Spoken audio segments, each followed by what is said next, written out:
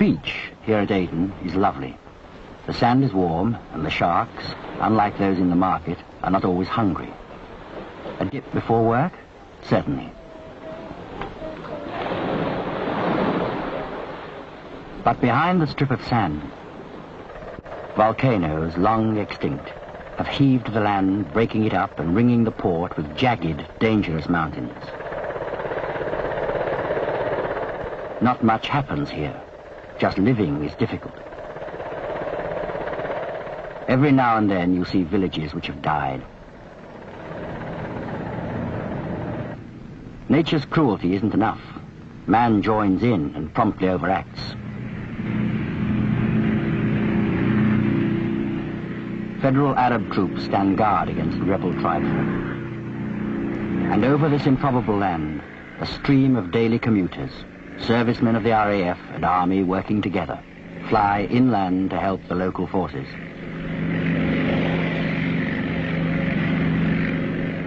Casual as the conductor of a number 9 bus, the crewman hangs his boots over 2,000 feet of air. This is his first run of the day, and with the mists not yet cleared, the land is at its most inviting.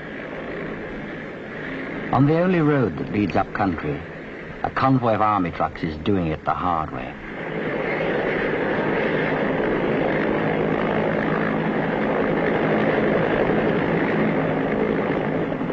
It's a short trip, 20 minutes by air. There's not much to see really when you get there. A lot of men watching a lot of mountains in a lot of sun. There's an effort to make life more civilized. Not too easy in a country where every shaving mug of water has to travel 50 miles.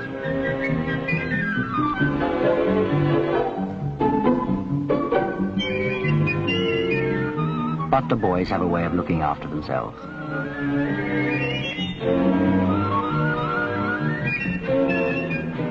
At the base airfield, the Belvedere helicopters have roused themselves and are getting ready to start their daily routine.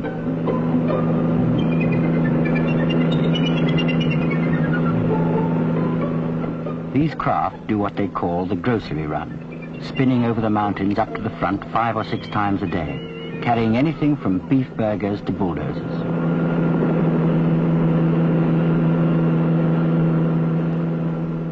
There has been trouble in these hills more or less since we first came here 130 years ago to build a coaling station for our new steamships. Treaties have been signed, but it goes on. As long as there's trouble, there must be troops. As long as there are troops, there must be supplies. The helicopters do a good job, but if the strips up front were bigger, they'd be saved a lot of journeys. Now come on, you blokes, no mucking about now. The old man wants to fly some big stuff in here, so just get on with it.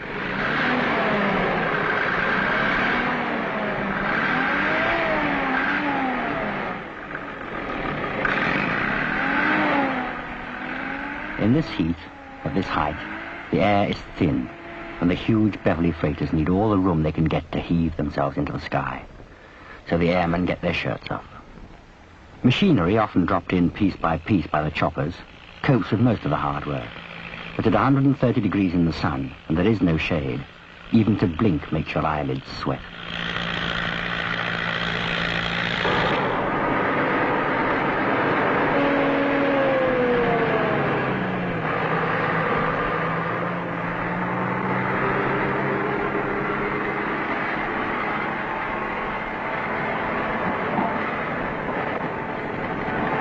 A man has stumbled and fallen, gashing his arm on the knife-edge rocks. It happens. But in these conditions, you don't delay with open wounds. You offer a prayer of thanks that he's saved a long, tortuous ride down a mountain track.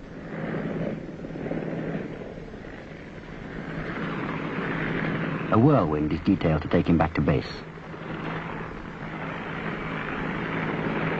Within 30 minutes, he'll be resting between crisp sheets in an air-conditioned ward.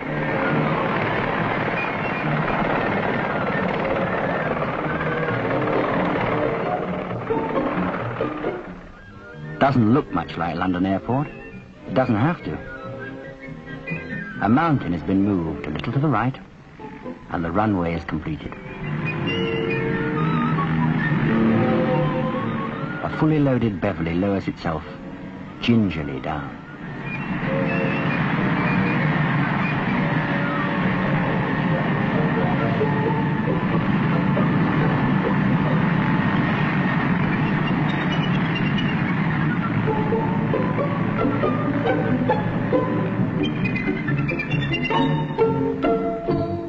The huge back doors open, and she's unloaded. They're going to have chips with their sausages.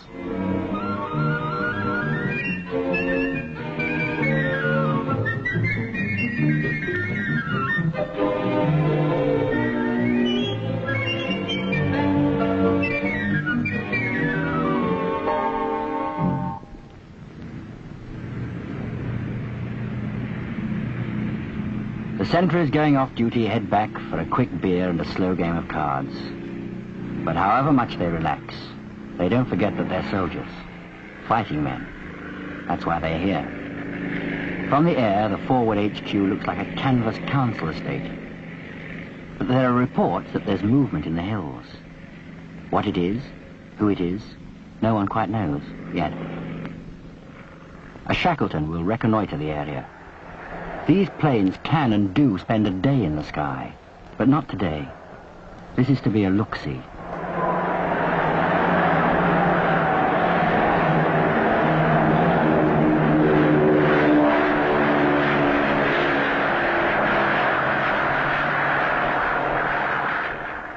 Over the sea, a sub-hunting shack may fly at 0 feet. With solid waves like these, it keeps a more respectable height.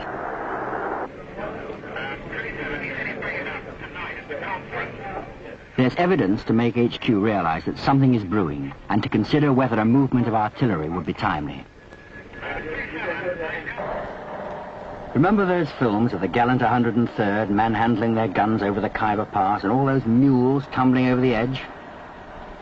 Not so long ago, these boys would have got their guns up, taking a week or more. Now they take delivery in half an hour at the most.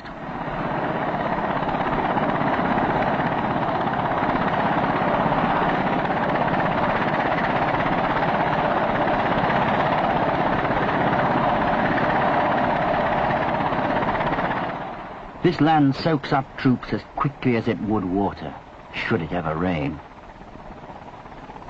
A battery of artillery might cover 2 valleys here, but with mobility, 1 gun becomes 10.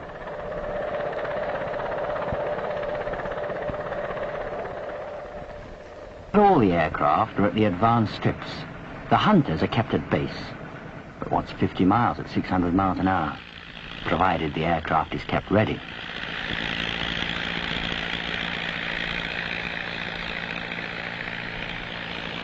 These hunters are prepared for a strike, carefully. These rockets are not fragile, but they're not made to be dropped more than once.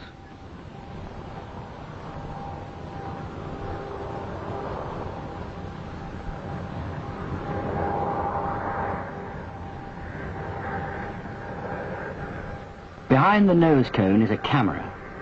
A pilot can't indulge in a little harmless bragging in the mess. And there are also 4 cannons, which need ammunition.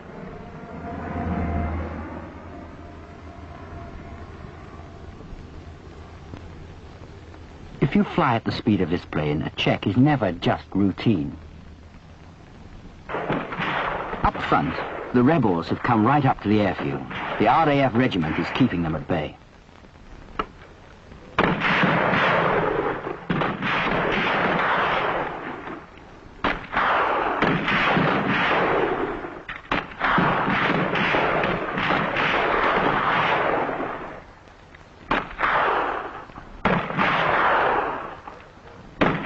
The Hun will streak across the sky and be where they're needed before the rebels can take up their position.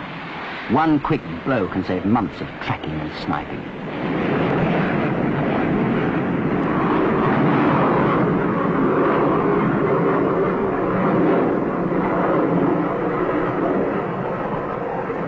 Target in sight.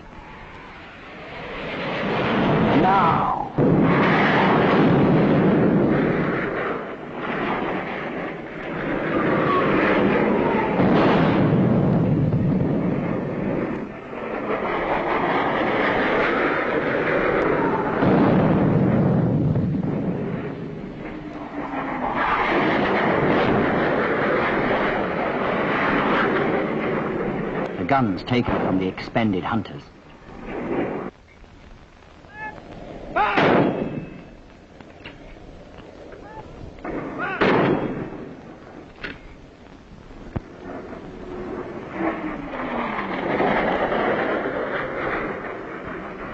At the camp, the old hands are saying there won't be any more trouble tonight.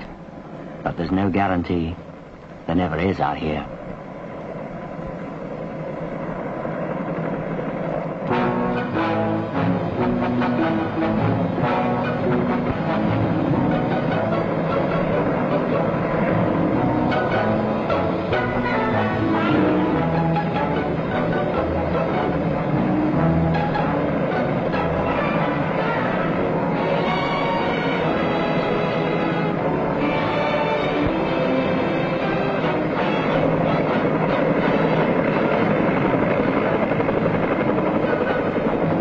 Helicopter, errand boy to a mountain army, has finished its tasks for the day and heads back for civilization. Spelt C-O-O-L.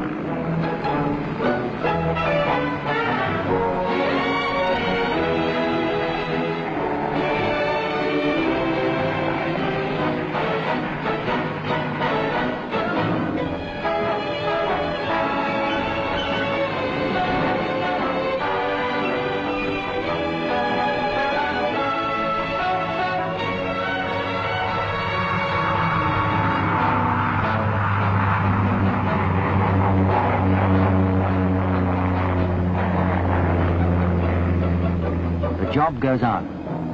The massive, unending job of protecting the protectorate.